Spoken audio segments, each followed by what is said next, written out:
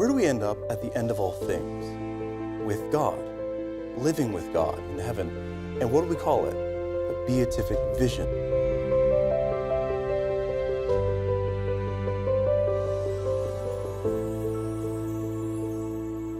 You know, we tend to forget that looking at God and living with God are two sides of the same coin.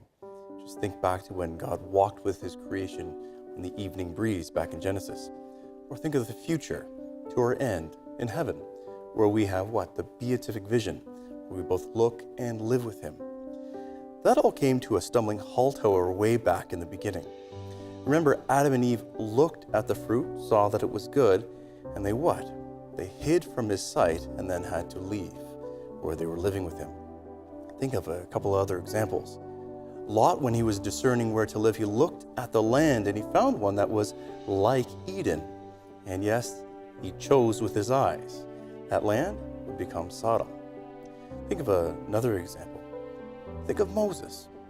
Here he is, Moses, the great experience of the burning bush. He can't trust his eyes though. God is speaking to him, and the bush, it's not burning up. What's the point? The Old Testament message to us is this: don't trust your eyes. You see, they were no longer living with him, and they certainly couldn't look at him. But God had a plan. In the Old Testament, God wanted to again infuse his life into us. He wanted to tabernacle among us again. And in the New Testament, his plan had changed only slightly. Now, having tabernacled among us, he was going to allow us, teach us, guide us to look at him again. Think of a few examples. There's Thomas, seeing the resurrected Jesus. He says, of course, "My Lord and my God." He's looking at him. Let's go back a little bit further to the wedding at Cana. There he is amongst all his people. No one knows who he is except Mary. And after the event, he starts to reveal his glory. See what he's doing? He's hiding who he is, only to reveal it slowly over time. Think of Peter in the boat. What must he do? He has to look at Jesus if he is to survive. What's the point of all this? When you and I learn to look at God, not just say, "God, you may live with me," but when you say in your heart, "I want to look at you," something amazing happens. And that is the great gift of adoration. In that vessel called the monstrance, which means to show, God through his church is saying, "Look at me.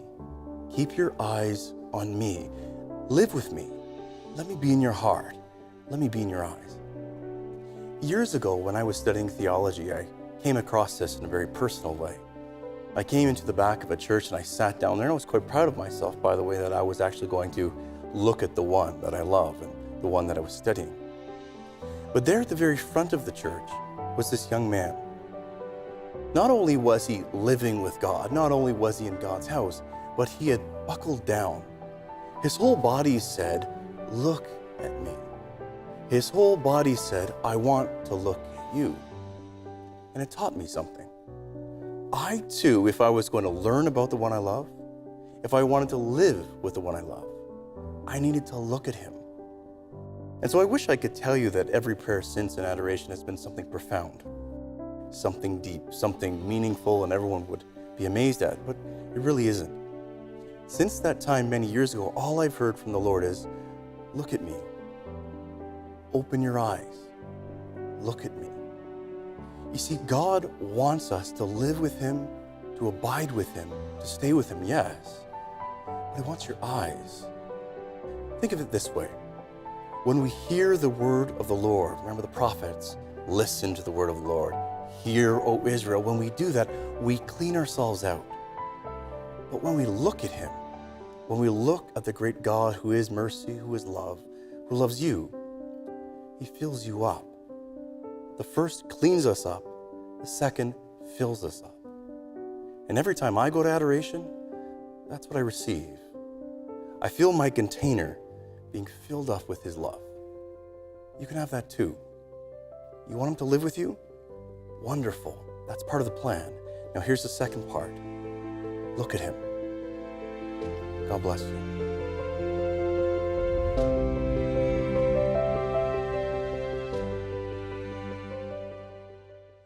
I'm very happy to present My greetings to Shalom Ministry and all the good work that you do around the world in fulfilling the dream of the Holy Father that all should hear the love of God. Thank you for your good work and those who support you. May these special days of new evangelization bless your operators, your administrators, and your benefactors. God bless you. Shalom World, God's own channel.